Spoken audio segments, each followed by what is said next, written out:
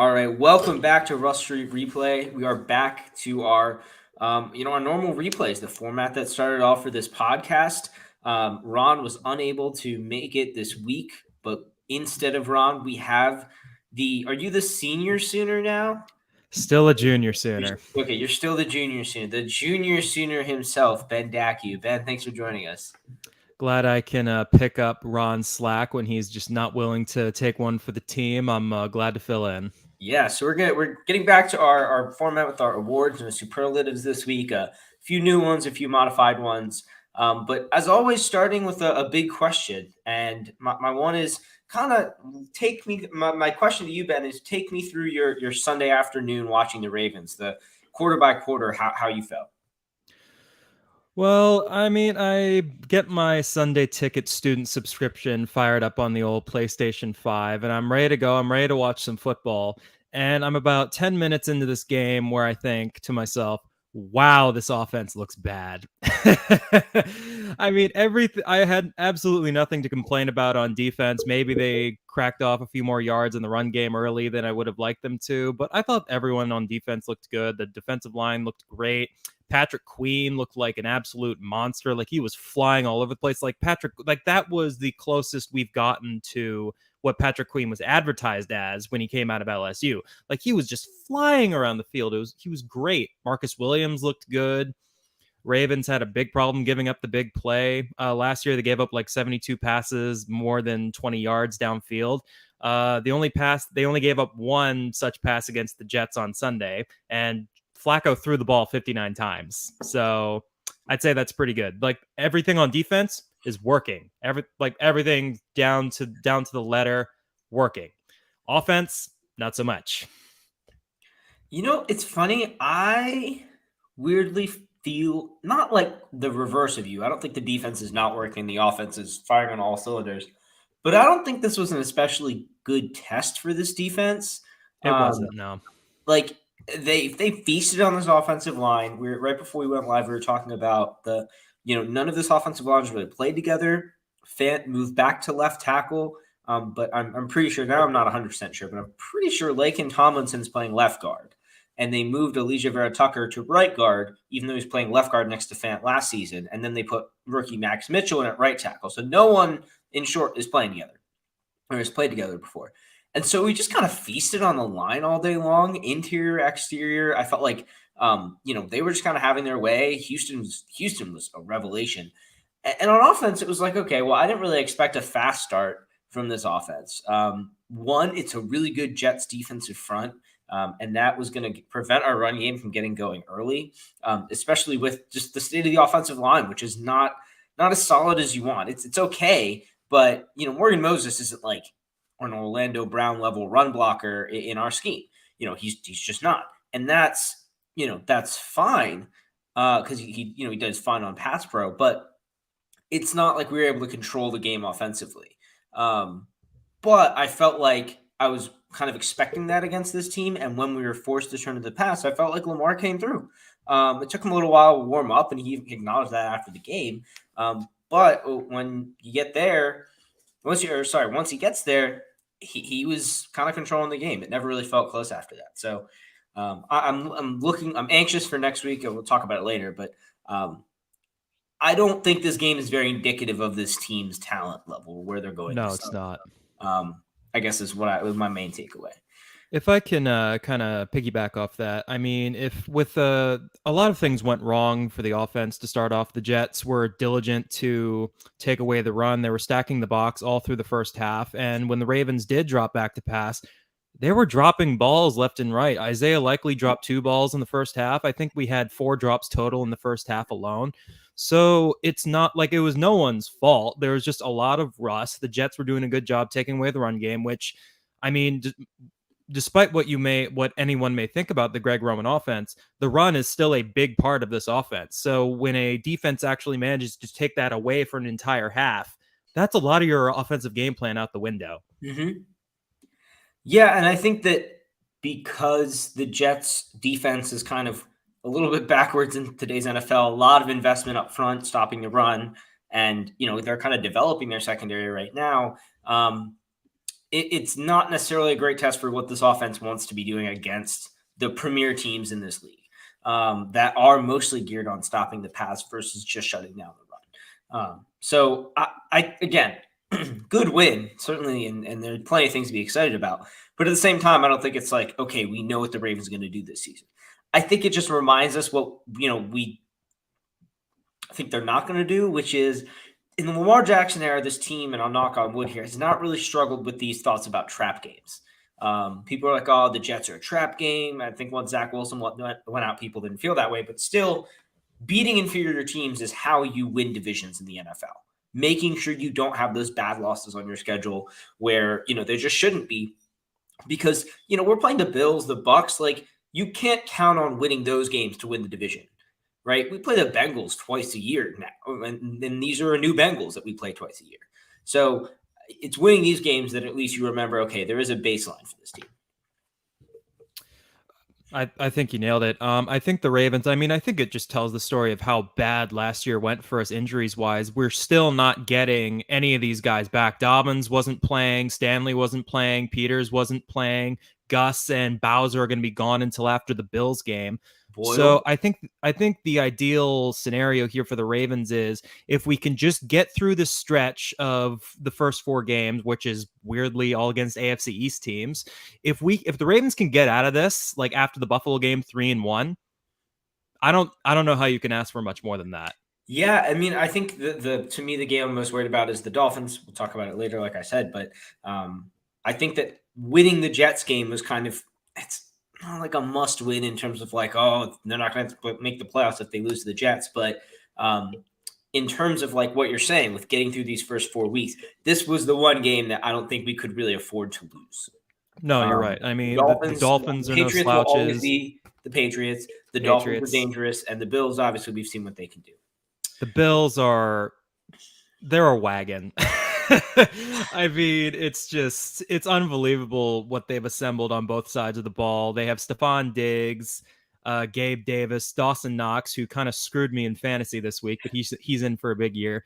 And they got a good offensive line. They might finally have the running game to support that passing game, and the defense. Oof. I don't think there's anyone better suited to come out of the AFC than Buffalo this year. Yeah, it's almost why I'm not like a defeatist, but I've already kind of like putting my where is the season going to go together in my worst case, best case, and what I really expect scenario. The Bills is a loss in all 3 of those. I just kind of, that's going to be a really, really tough game to win early in the season when we are not going to be at full strength with the talent that we really should have on our roster.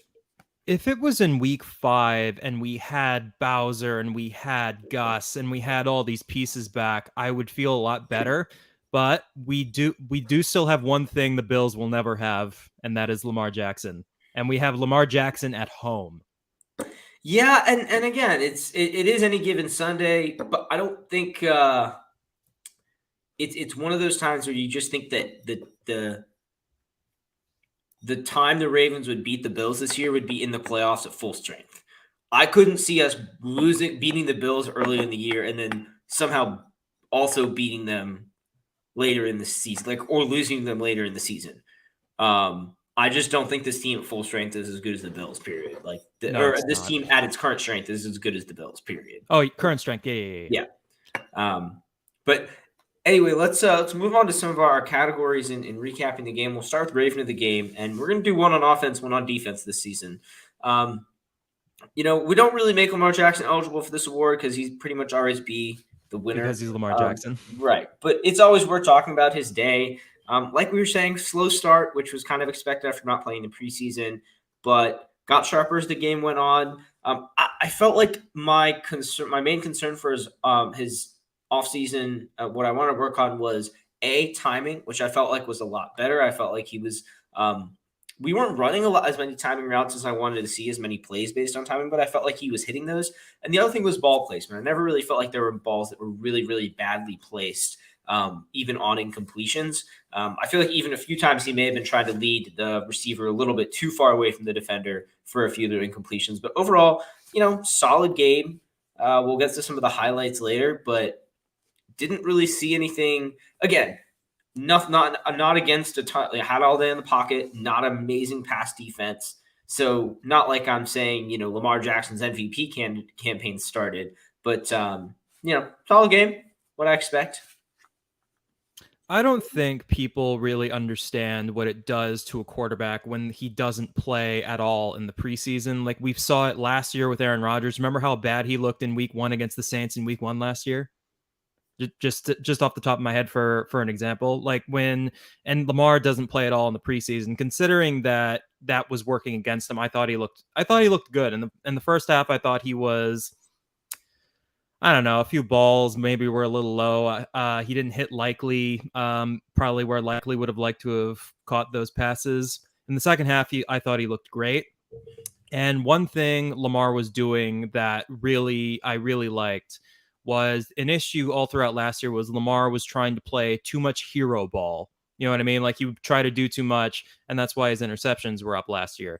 Against the Jets, not so much. The Jets took away the run. Lamar didn't fold. He didn't do anything stupid. There was one stupid thing that he did. I'm sure we'll get to that at some point. But he didn't run all over the place trying to make a play. Like he knew what to do, and he knew when to eat it against the Jets. And I really like that out of him. Yeah, and I think that it's this there's a kind of level of consistency that I want to see from him, just game in, game out, passing the ball that, for different reasons, targets, O-line, whatever, he's never really gotten the chance to, building up leads.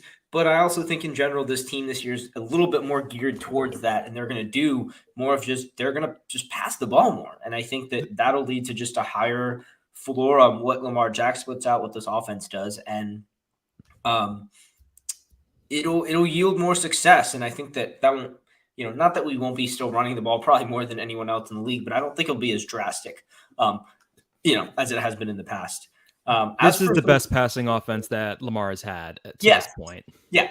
And so I think they're going to lean into that. And I also think that the offensive line is a little bit more built for that than it might be for the running game, honestly, given this current state of the offensive line. I think it might be a little bit more built for a passing offense than a rushing offense, given the fact that we don't really have the maulers in the middle like we used to. And we don't, like, the tackles aren't really great run blocking tackles either. They're good, but there isn't anyone who I'm like, okay, we've got, Marshall Yonder, Orlando Brown, and Ronnie Stanley on this offensive line. Like, it's nothing close to that. And so that's going to kind of force a more drop back passing style offense, which is, I think will be good in the long term for Lamar's development, for the receivers' development. So I'm all for it.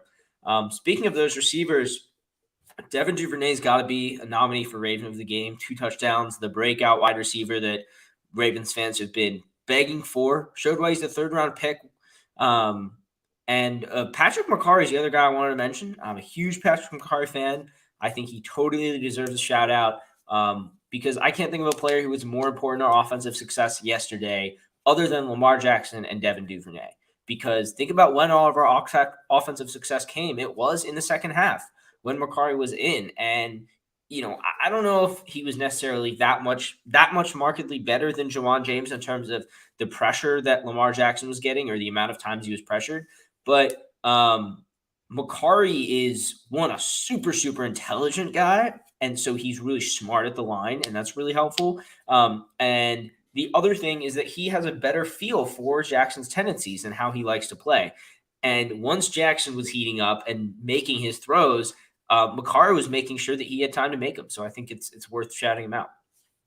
Patrick McCarry, since he came to Baltimore as a UDFA, I don't think anything more has been asked of any player in the last 5 years in Baltimore other than Lamar Jackson than Patrick McCarry. He's played every position on the offensive line. He's succeeded on every position on the offensive line. He's played both tackles. We've seen what other players, when asked to play a different tackle position than what they're used to, Alejandro Villanueva, we've seen how bad that can look.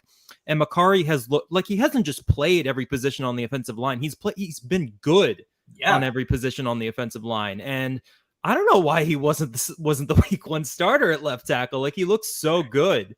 I can tell you why. It's because Linderbaum got injured. If Linderbaum's injured, there's no one on the team I'm starting at center other than McCarry. Like I'm not training Powers to start at center in the preseason, and I'm not going to start Cologne at center. So they had to get Makari ready to play center for the first 2 weeks of the preseason, and then once Linderbaum came back and they were sure he was good, then they let Makari. Then they could let. I said let again. Then they could put Makari at left tackle for that third preseason game, which is what he did. But that's another reminder. He only got 1 game worth of left tackle in the preseason. Part of the reason why he didn't get the job, but it also makes it even more impressive how well he did. Some guy on Twitter tried to say about how Patrick Makari is an overpaid backup offensive lineman. And I'm like, do you just No, not because understand what he brings to this offense? Like, you can literally put him anywhere. That's rare. That doesn't happen. Yeah, and just like slot receiver is a starting position in the NFL nowadays, sixth offensive lineman is kind of a starting position in the NFL nowadays, right? You have to that's a competitive advantage. The Ravens have found is having Patrick Makari is, you get a guy who can, like you said, play all 5 roster positions, or all 5 offensive line positions, but only take up 1 roster spot. Who'd you have for? I got to give it to Duvernay. But for Raven of the game on offense, are you going to go with Makari or you got someone else? I was kind of torn, but yeah, I got to give it to Duvernay. I mean, 2 touchdown passes. Like, people for some reason had written him off as a viable long-term receiving option. I don't understand why. He's got the 4.4 speed. I know it's as a kick returner, but all pro talent. He's fast. He's done everything the Ravens have asked him to. I got to give it to Duvernay. Fair enough. Moving on the defensive side of the ball, the main storyline for me was Mike Macdonald's debut, which was just a really fascinating mix of stuff. A lot more creative than I expected. Pretty much felt like basically a 4-3 front for large parts of the game. But a really strong defensive day overall. I mean, the 4 players I've highlighted are Justin Houston. I felt like he was flying off the edge. The other Justin Matabuke, who obviously had a highlight day. Patrick Queen was flying around the field. Marcus Williams with a first pick as a Raven in his first game. Finally, the ball hawk that we've needed. You know what I noticed on defense? Chuck Clark. Amen. I mean, I saw so many mock trades and so many fans begging for this guy to get traded for Jalen Reagor of all people. And Chuck Clark, he was still wearing the green dot. He was still calling plays for the defense. He played every single defensive snap. So, and he was playing well. Forced fumble on the day, a couple of tackles, helped shut down the backfield in the secondary. He had a good game. Yeah, I don't know if there ever really was a competition for his spot, for Kyle Hamilton to take his spot. Given starting a rookie at safety, if you don't have to, is if you don't have to, then you don't necessarily want to.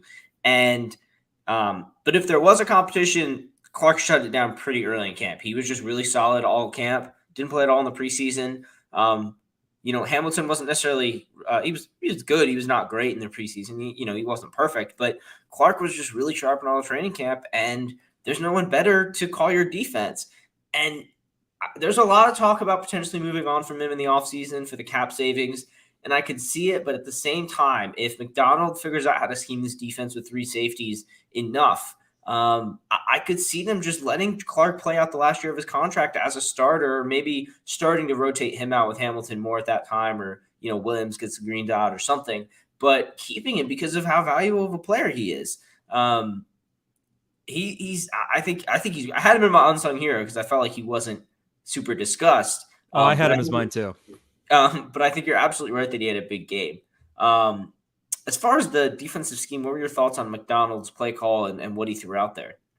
Seeing the Ravens switch to a 4-3 is just bizarre because it feels like my entire life I've watched them in a 3-4. All the Ravens defensive coordinators have just used this 3-4 front going back to the days with Ray Lewis and Terrell Suggs. So seeing a 4-3 was interesting, but that defensive line, man, it looked really good.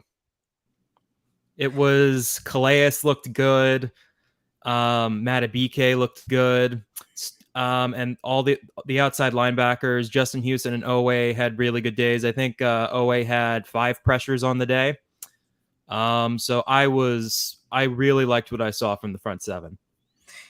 Yeah, I think that them playing that much in 4-3 is probably partially because of their roster, like their restrictions right now, roster wise. For example, and it's not just not having a ton of edge rushers. It's also not having Travis Jones to rotate in and out of nose tackle with Michael Pierce. Because you could put Roderick Washington there, you could put Calais Campbell there, but you don't necessarily want to if you don't have to. And have them play nose tackle in that 3-4. And so this lets you get all of your best players on the field. And I think that it's a smart move by McDonald's. It's the same idea behind getting 3 safeties out there. It lets you get your best players on the field. And I felt like the play call was Goldilocks, not too aggressive, not too balanced. I felt like it was really focused on, against the pass, it was focused on trying to just generate pressure, not by selling out with the blitz. He was blitzing plenty, but not sellout blitzes where you're in cover 0. There were a lot of zone blitzes. There were a lot of replacements. There was that one play that I think Spencer Schultz highlighted on Twitter with Michael Pierce and Calais Campbell dropping into coverage on the play that Pierce made a forced fumble, who should probably also be nominated for Defensive Player of the Game. So I felt like a pretty overall solid defensive performance. I gotta give it to Patrick Queen. I just felt like it was a clinic. I felt like it was the breakout, the start of his breakout game. I felt like he was just everywhere, and in pass coverage too. That was the other thing. His improvements in pass coverage were key to me. I really liked what I saw from Malik Harrison. Ever since he came back from injury last year after what happened to him in Ohio, he's looked really good. He looked good in preseason. He looked good on Sunday, but I got to give it to Patrick Queen. I mean, he's become somewhat of a lightning rod among the Ravens fan base, but he flies around the field. His tackling looked much better. Though he has me blocked on Twitter, I got to give it to Patrick Queen. Patrick Queen, unblock Ben Daciw on Twitter. I promise you it's worth it. Please do. I feel so bad. I genuinely feel bad about it. Just because you were wrong. I wrote at the beginning of last year that Patrick Queen's issue was confidence in his reads. We saw that last year when they brought in Bynes. Yeah, and you see right away he's feeling confident. He's playing confident. I think he feels like this is a really good defense for him. The scheme, McDonald, I think, has him really dialed in, and I think it's going to be a great year. Moving on to a Mile High Miracle Play of the Week. We're combining the Mile High Miracle Moment of the Week and the Play of the Week category. Had quite a few nominees since there are a good amount of highlights. The deep Bateman touchdown is the first one that comes to mind. Just a beauty of a throw. Duvernay's first touchdown, which was another beauty of a throw from Jackson.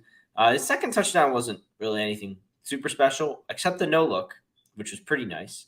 And then I also had the 2 turnovers the defense forced, the interception from Marcus Williams and Michael Pierce chasing down ball carrier for a forced fumble after dropping into coverage like an absolute madman, I think is what someone called Mike McDonald for doing that. Breece Hall fumbling the football. Now, where have I seen that before? Where are you coming to us from?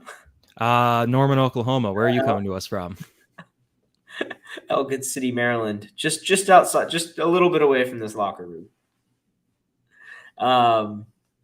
What plays of the week did you have? I gotta give it that Lamar bomb to Bateman. That was just beautiful. Yeah, it was very reminiscent of the Hollywood throw in Denver last year, and you're kind of like, oh, there's our deep threat. To a certain extent with Duvernay too. That throw with Duvernay, though, the separation, the statistic about having the least separation in the NFL, the confidence of Lamar to not only thread that needle, but be willing to throw that pass to Duvernay as opposed to Bateman or Andrews is huge to me. And it seems like he's really comfortable with that. I really think the defense won the day. And so I got to give it to that Pierce forced fumble because there was talk early in the year about, Michael Pierce not being at camp early on and, him having conditioning issues with the first time when he was in Minnesota. And maybe the first time he was with the Ravens and stuff. Some of that was flying around early on in training camp. And, he showed up, did really well, worked hard in practice. I don't think he played all in the preseason, but busted his butt, led the defensive line in snaps. And I think this play is very reminiscent of kind of the older, kind of mature Michael Pierce that we've gotten back, who's a veteran now, who knows more, is comfortable doing more than just playing nose tackle and going straight ahead of him. So got to give him play of the week for that. I gotta go with the Lamar pass to Bateman. I mean, all the crap we still hear about Lamar not being able to throw down the field, that was like 60 yards in the air. So, and it was on a dime right where it needed to be. Bateman didn't need to jump or dive or anything like that. Hits him in stride. Nice touchdown, 55 yards to the house. Like, I don't know what else you can ask for out of your quarterback and your number one wide receiver. But I want to talk about Michael Pierce. For a guy who has conditioning issues, he was all over the place. Like, that man was moving. It was just I forgot to mention him when I was talking about the defensive line earlier. Like, we have all these guys on the defensive line. Michael Pierce was kind of they play different positions, so he wasn't really the what's the word I'm looking for? The consolation prize to losing out on getting Zadarius Smith back. But he was really good against the Jets. Well, and his signing kind of ended up flying under the radar because he wasn't really a big part of training camp. We didn't pay him that much money, honestly, and so it's not a big money signing. It wasn't super splashy, and so it flew under the radar a little bit. And I think that he kind of leads what is, I think, probably the league's best defensive line. It's up there for sure. I mean, Eagles. How weird is that to say about the Ravens? I mean, it's been a while since we've been able to say that, but it does make sense as a thing to say. But him coming, kind of replacing Brandon Williams, he was getting to the pocket too, and that was another thing that we were missing from the interior last year. I felt like that Michael Pierce came in and made up for. The back to practice award, things to improve on, roster things to improve on. I mean, the injuries: Jawan James tearing his Achilles and Kyle Fuller did tear his ACL, which is just horrible. In the first game, really messed up that Elijah Moore just pushed off of him. It looks bad, but there's no way that's on purpose. I mean, if anything, there should have. But I also think that wide receivers have way too much leverage to push off, and as a result, they can push. They try and when you're trying to push off defender, you're trying to get him as off balance as possible, and then push him, and that leads to injuries. And I think it never gets really called or enforced enough as a penalty. I think the Kyle Fuller situation, I think it says more about the quality of the turf at MetLife Stadium more than anything else, because we've had problems with MetLife's turf before. Yeah, everyone has. Not the Ravens specifically, thankfully, but it's just these turf surfaces, man. Like, players hate them. I think I see 5 tweets from NFL players on Twitter every time something like this happens. Yeah. But I mean, Elijah Moore, illegal contact, which apparently was a point of emphasis this year. Something should have been called. Like, he pushed him down. Like, well, I think they did call OPI on it. But what I'm saying is that in general, I feel like OPI is not called enough. And as a result, I just think it gives receivers way too much leverage to push off. I agree. Yeah. I don't think Elijah Moore is trying to hurt anyone, to be clear. He obviously wasn't. And I wouldn't be surprised if he has already reached out to Kyle Fuller and apologized or said something. But it's just tough to see on a play like that. And obviously, you never want to see season-ending injuries at all, let alone in week 1. But for it to happen to those two guys specifically, Jawan James and Kyle Fuller, Jawan James, who's worked so hard to get back in the saddle, he's starting week 1, and then he tears the same Achilles he hurt last time. And Kyle Fuller, Baltimore native, playing for his hometown team, he was having a good game too, and yep, right at the end of the game, snap. Yeah, and I pretty much expect it to be Kevon Seymour. They tried out TJ Carey today. People have been saying to call Jimmy Smith, which I don't really see happening. But they're going to need another piece of depth there because Peters isn't back yet, and that means that Brandon Stevens, who I felt like played well, would be the next man up. But then you've got Demarion Williams and Jalen Armour-Davis, and I don't want to throw them into the fire necessarily right away against Tyreek Hill and Jalen Waddle. I think Kavon Seymour is still working his way back from that high ankle sprain, so I don't think we're going to see him for a little bit. Way. You're right. Then it's going to have to be. I don't even know what we'll do then. Great. The Ravens all of a sudden have depth at corner, so hopefully we won't be starting Foot Locker employees at corner this year. It's only going to be week 2, so we're not on a good pace. I guess we call Jimmy Smith. I think we keep it in house at this point. I think his time in Baltimore is done. I think you give Brendan Stevens a shot, and maybe Ardarius Washington. You want to call him up? Yeah, you could activate Washington for the slot if you need to. I think once we get Peters back, I don't think this is a conversation that's going to be worth having. Yeah, I mean, he could be back. Let's see how much he practices this week. We'll have to see. Offensive tackle, I think. I would imagine David Sharp gets signed again. I don't think there's really anyone else for them to bring in. I think they just have to promote David Sharp, and because they have 9 linemen now, or they have 8 linemen now with James on injured reserve, and that's not enough. So I think it'll be Sharp that comes on. But overall, in the back to practice award, I think goes to just run blocking. It just felt flat. Felt like they weren't moving guys off the ball. I'm not sure if. I'm not sure Ben Powers is convincing me at left tackle over Ben Cleveland. But overall, it just felt like they never really got in a rhythm with their run game. Again, I was talking earlier about the Jets' defensive front, how they were getting a lot of penetration and disruption in that part of the game. But it is concerning to again see it after last year when, it was partially not having the running backs, but it never felt like the blocking was really opening a ton up either, and it kind of feels that way again. Kenyon Drake ran okay, did what he could with what he got, but nothing spectacular. And so I think that if that's still going to be the bread and butter, if we're going to come out heavy personnel and play Josh Oliver as much as we did, then the results in the running game just need to be better. I don't disagree with anything that you've said. I think the run blocking does need to be better. If they didn't come out the way they did in the second half, where the run game did manage to get going a bit, I would be saying the same thing you are. But I got to give it to Isaiah Likely. Young man, you can't drop that many balls in your debut after how excited the fans got in preseason. God, in this offense where we already don't throw the ball that much to begin with, maybe not as much this year, but when your quarterback puts it on your hands, you got to catch the ball. There was one, maybe 2 that Lamar probably didn't put in the best spot for him, but you can't drop that many balls. Ron would be in shambles if you heard if he heard you saying this about Isaiah Likely.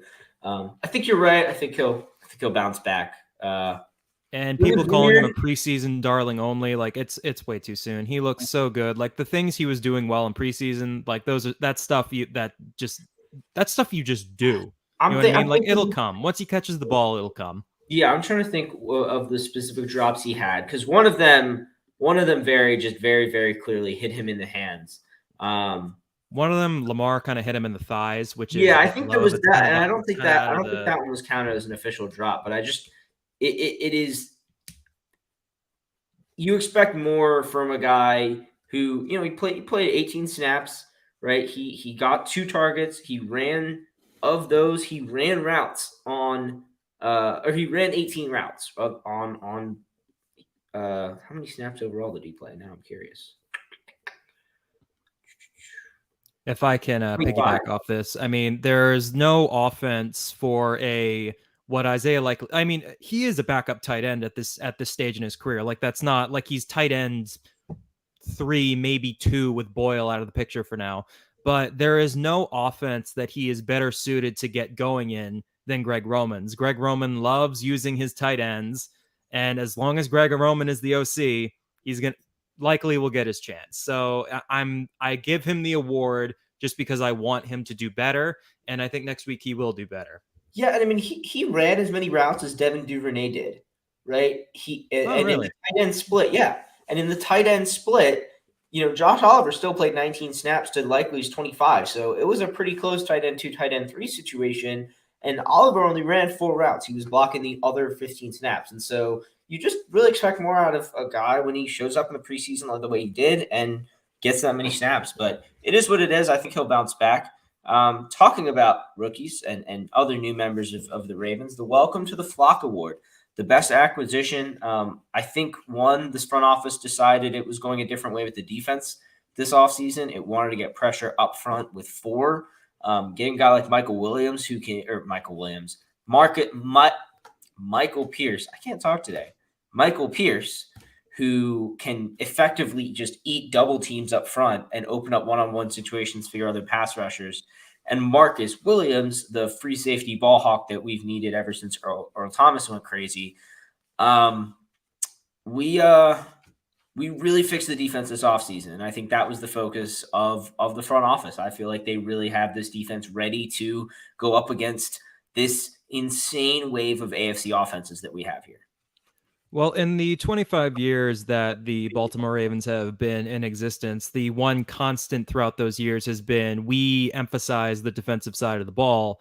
And when a season goes like it did last year, big changes are going to be coming. And we saw that. Like, I did not think for a minute that we were going to come out of that season without Wink as the defensive coordinator. Like, I thought Wink was just going to be always there. It just seemed like he never got offered those head coaching jobs, and he still hasn't gotten those offers.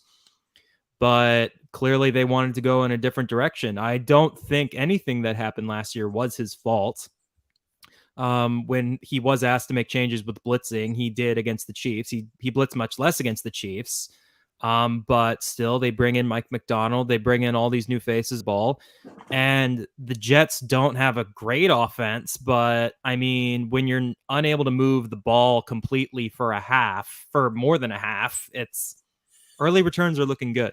Yeah. And it was weird after having such a vaunted rookie class that we only really got major contributions out of one of them, Linderbaum. Hamilton played 50% of the defensive snaps, played pretty well, nothing spectacular. Obviously Ojabo and Jones were injured. They're both out. Not a lot of Pepe Williams, not a lot of Jalen Armour-Davis. Likely we talked about Kolar's still out. Beatty's on the practice squad. Kind of leaves Jordan Stout as kind of the rookie of the game. I had him as my rookie of the game. Yeah, he had a huge punt. I guess we don't really have a rookie. I guess Welcome to the Flock covers free agents and rookies.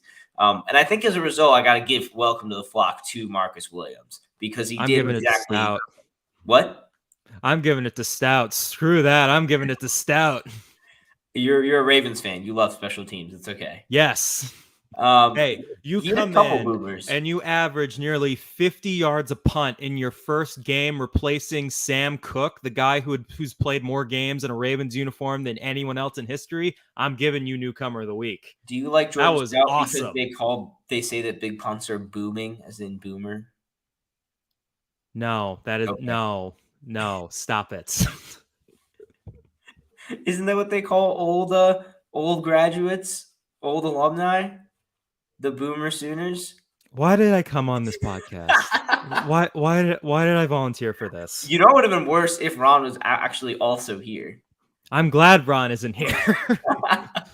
No, but so I know that he's a punter and he literally only has one job, but for him to come, he has 2.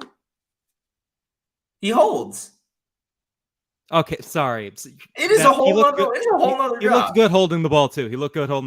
That's my bad. He looked good holding the ball too.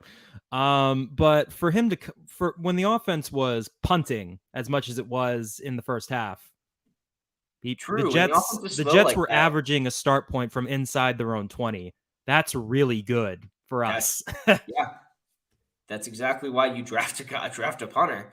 That's why you draft the first punter off the board. Fair enough. I'll have to hand it to Marcus Williams because you love that he gets a pick in his first game. Classic Joe Flacco boring, pick. That's why.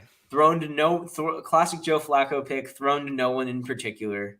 I think the receiver fell. I think Joe did have a target in mind, but I think the guy fell. In defense of Joe.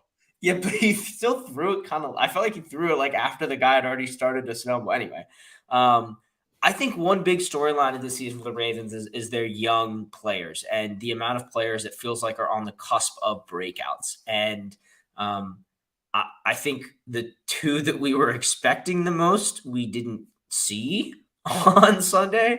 Bateman had that beauty. He also had not a slippery ball gets knocked out on a slant. I'm not really going to knock you for it. Would have loved to see him hang on to it. And otherwise, didn't catch his other two targets and had that deep bomb, which was very, very nice, but not really a breakout performance. And Odafe Owe was good, but nothing to write home about. I felt like Justin Houston was way more dominant. Owe had 5 pressures, which is pretty good, but he didn't have any sacks. And I just felt like he wasn't the dominant edge rusher that I was expecting to see coming out of the gates, especially matched up so much against rookie right tackle Max Mitchell. So again, breakout games are seriously big games, and so that is a tough standard to hit. But I do feel like Duvernay had a breakout game of sorts, even though it wasn't necessarily the rest of the game wasn't his best in terms of, he was just everywhere. Catching 2 touchdowns, and especially that contested catch one, is just big for your confidence as a receiver. It's big for your rapport with Jackson, getting confidence from the coaching staff too. And then, we talked about Patrick Queen earlier, and Justin Matabuke, I think, had his breakout. He has arrived on the scene as a force on the interior, even on this deep defensive line. I gotta give it to Duvernay. I mean, we heard so much about the quality of targets that Lamar has to work with, not named Rashad Bateman, and even Rashad Bateman himself came into this year with a lot to prove. But to come in week 1 against a pretty decent Jet secondary and he catches 2 touchdowns in that one where he has no separation at all. I mean, that you just can't ask for anything more than that. On the defensive side of the ball, I got to give it to Queen. He looked confident. He was flying. Tackling looked better. I mean, Queen and Duvernay, they just had really good games. Yeah. I think that Duvernay now has the kind of confidence from Jackson too, that he can, just find him open more, be looking for him more. It's just something that felt like was missing last year, was him seeing Duvernay and passing to him. So I think that'll help. I'm really torn between Matabuke and Queen. Queen had a really good game, I felt like. But I felt like Matabuke just really set the tone early on. I think that's the difference to me why I'm giving Matabuke this one is he set the tone defensively early on with a couple of those highlight stops, and I think that got the defense fired up and really ramped up the intensity. Here's the thing about Madubuike. I think that other than Calais Campbell, the Ravens just haven't had a passing disruptor on the interior of the defensive line. If Madubuike can consistently be that, when Travis Jones starts playing games, the Ravens defensive line is going to wreck some games.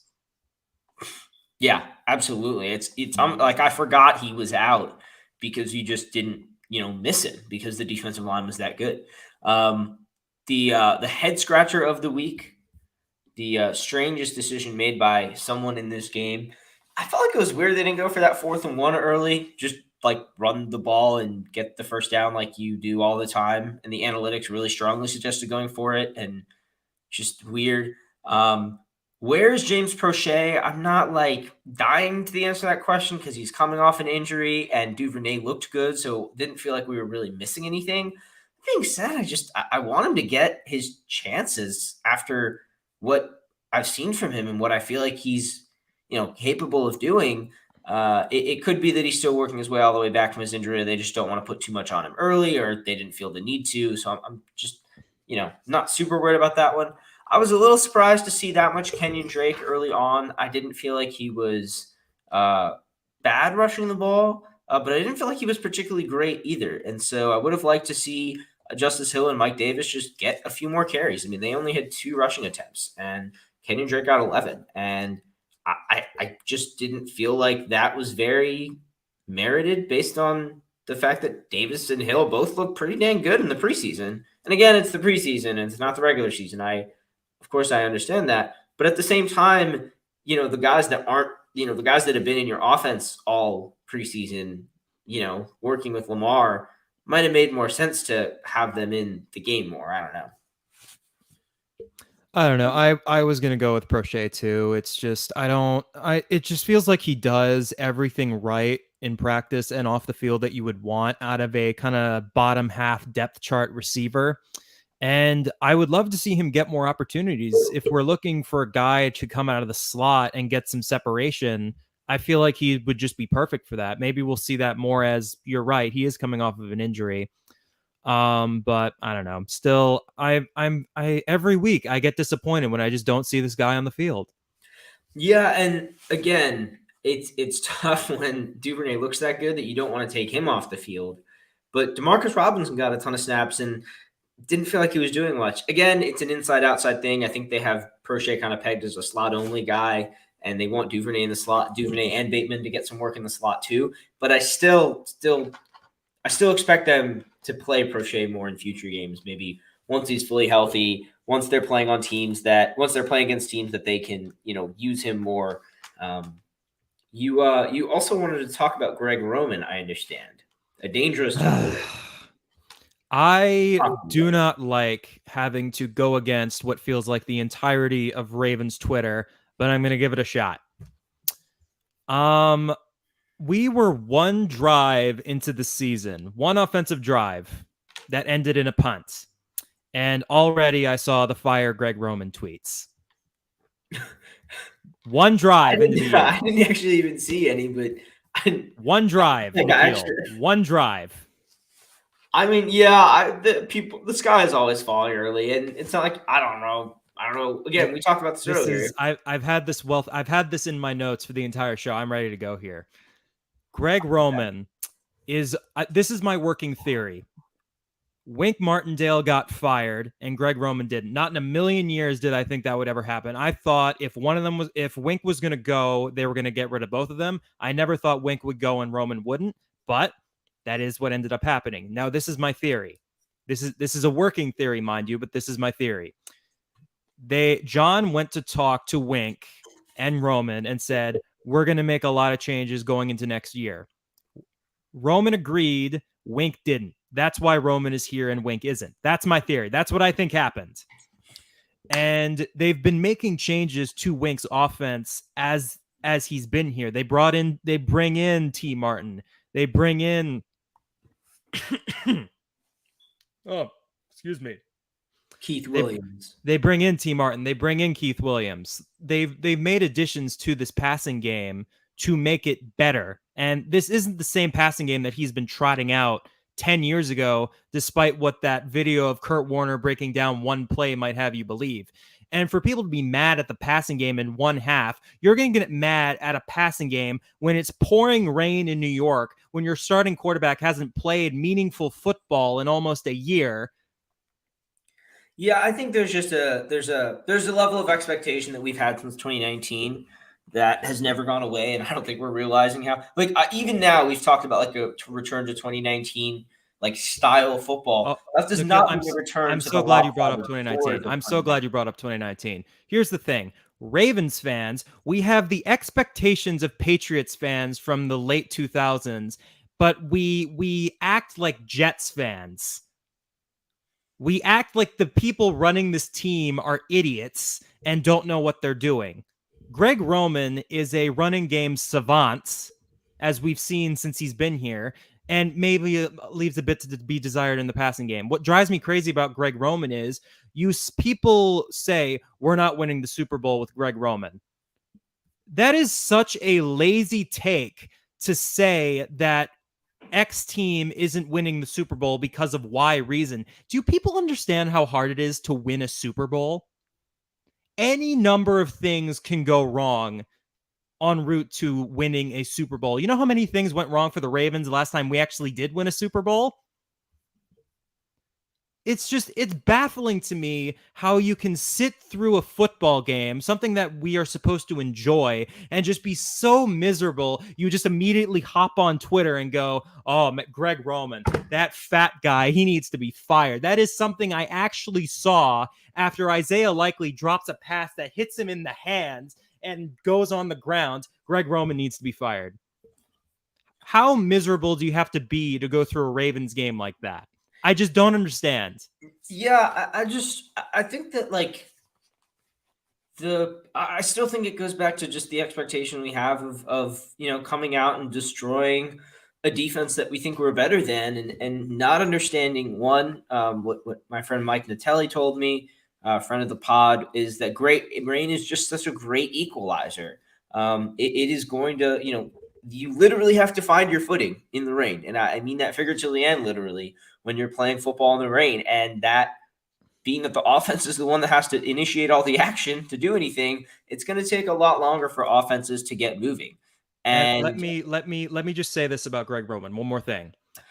I will criticize him when I deem it necessary to criticize him. In the first half, I would have tested the Jets downfield way more than he did. There was one play, not on the long touchdown to Bateman. There was one when Bateman kind of just stopped running for some reason. I thought that was weird.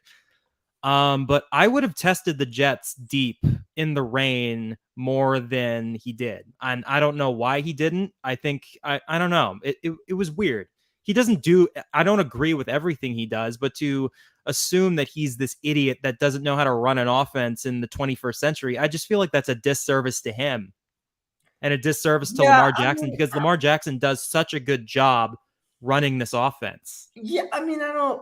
I think we know what Greg Roman is. I think what you're saying about his willing to be adaptable, we'll see a little bit more this season. But Greg Roman is not your Kevin O'Connell, Sean McVay, LaFleur level coordinator. He's It's not. two different generations of football. Those guys, Yeah, like he's been around so much longer than any of the rest of those guys. right. And so if you're looking for the Ravens offense to not just be as good as those offenses, but look as good, play the game the way those offenses do, you're going to be disappointed every single time because they're different. Like you said, they're different generations. They don't play the game the same way. And so, I think I keep going back to this word, expectations. I think it's all about setting expectations for what you have in front of you, what you're getting. I mean, to me, there's a certain level of like insanity in criticizing Greg Roman at this point because, like you said, it's just enjoy the game. Just stop doing the same thing over and over again because it's not going to change. And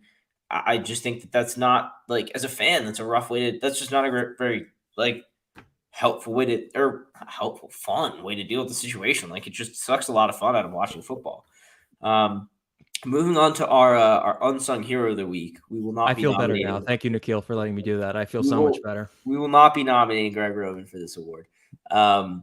Brandon Stevens, to me, I felt like, especially after drawing a lot of criticism for the preseason, which, whatever. I mean, he's also going back to playing corner after starting as a running back in college, playing cornerback in college, playing safety in the NFL, and then going back to playing corner in a year where they're increasing the enforcement of illegal contact rules. So that's a tough preseason to get used to. And I felt like he played really well as the second quarterback after Kyle Fuller went down. He was already playing a lot, was just pretty sharp all game. Not perfect, not 100%, but pretty sharp all game. And then Broderick Washington, I felt like, again, we talked about how deep this offensive line is. I felt like Washington was constantly in the middle of things on the defensive line later in the game. I felt like kind of the 2020 picks had their split up the halves. I felt like Matabuke dominated in the first half, and then Broderick Washington came on and played really, really well in the second half. Felt like he was getting to the quarterback too. I had Chuck Clark down as an unsung hero that we talked plenty about him already. And I had Steven Means too. Practice squad activation, much needed depth at edge, and just played a really, really solid game overall. I gotta give it to Chuck Clark. I mean, every mock trade for a receiver I think I saw involving the Ravens involved moving Chuck Clark. And we learned this lesson last year. You can run out of good defensive backs so quickly. And we know that he's not a great cover safety by any means, but he's still a really solid NFL level defensive back. And for him to have the offseason that he did, where his replacement basically gets taken with the 14th overall pick, he requests a trade. He still comes in, he plays plays out training camp. He plays all preseason. He's still wearing the green dot somehow. And communication in the secondary looked much better than it did all of last year. And he plays every single snap. After the offseason he had, after all the trade rumors that there were, half the fan base wanted him gone for Jalen Reagor of all players. And people forget he's still a really solid safety. Yeah, and I think I think that it'll be hard for him to continue to fly under the radar now that people kind of realizing that he will be the starting safety all year. He will play every snap on defense this year. But I still think that I still think I got to give it to Steven Means for stepping up. I mean, he didn't even look that like he looked okay in the preseason. He wasn't blowing anyone away, but I just felt like he had a really solid game, especially when you have, Owe can play a lot of snaps, but Houston can't play all of them. And one of the reasons I think it's really valuable to have Broderick Washington is because he gives you such good play for his snaps for a spell when you need Campbell and Matabuke to get some rest, that it's almost just lets you do rotations as you want instead of having to, be like, oh, got to get Washington out of there so we can get our best players back on the field. It's like, it's third down. Leave him out there. He's got it. So I think I'm still going to give it to Steven Means, and I think Brandon Stevens is about to step up big time after that injury.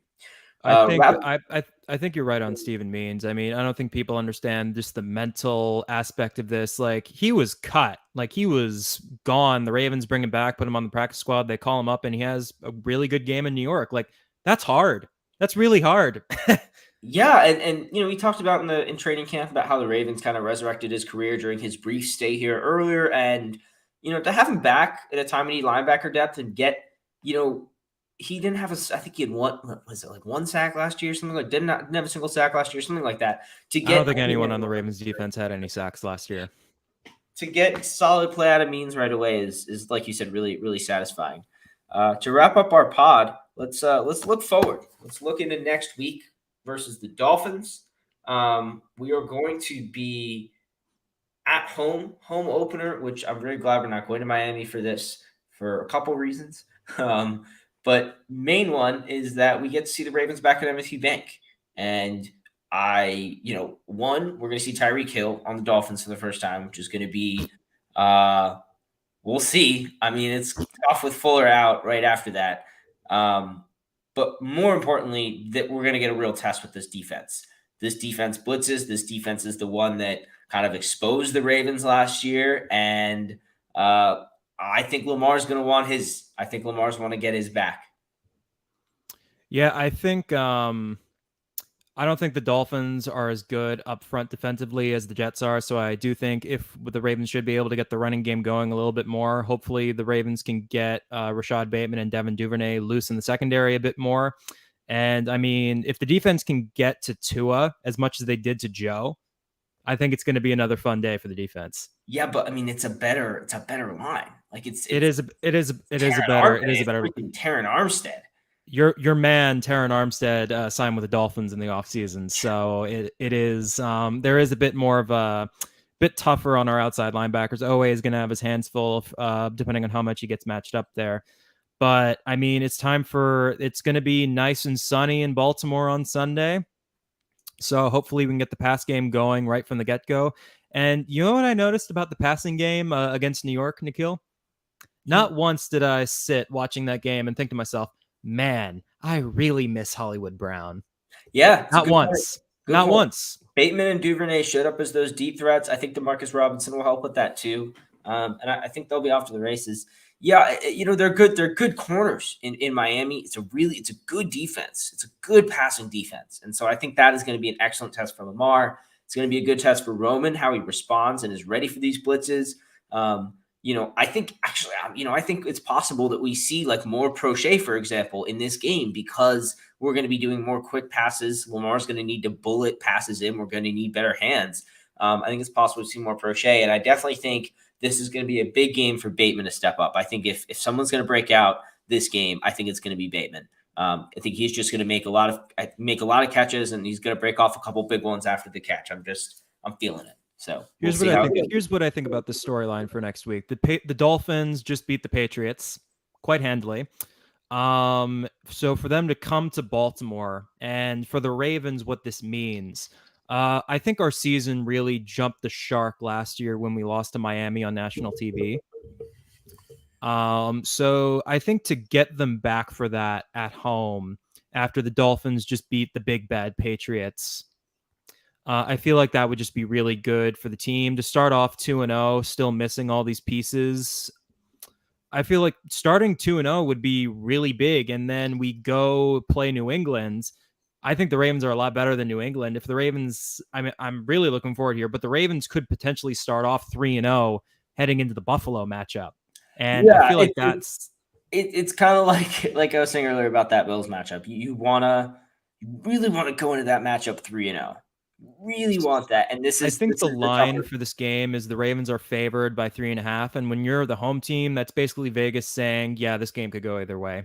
Yeah, and I think that's true. I think it's like it's a good rushing offense. I'm curious to see how the Ravens kind of answer to the outside zone that McDaniel runs. Are they going to be able to contain without as much depth on the edge? It will be interesting. I think it'll be a really good matchup. I think a really really good early test for this team. Any last thoughts about the Ravens that you want to pass on before we head off here? I think the Ravens are in a much better state than a lot of the fan base on social media would have people believe. This is still a very good football team in its current state, and once they get everyone back, I think it's going to be even better. Ideally, we get Ronnie back at 4/5 of what he used to be. Even then, he's still a very good offensive tackle. We're still missing Boyle. And I still think people underestimate how good he is, both in pass blocking and run blocking. And I mean, even then, he's still better than Eric Tomlinson. Or excuse me, Josh Oliver. Josh Oliver, excuse me. He's better than Josh Oliver is what I'm saying. Eric Tomlinson was balling out in Denver with Russell Wilson last night, which was something I completely forgot happened until I saw his name. What we're calling it? Is that what we're calling what happened last night? It's true. It's a really good point. We don't have time to get into all that, but thanks for joining me as always, Ben, and everyone for tuning in, and we'll see you next time. Good to be back.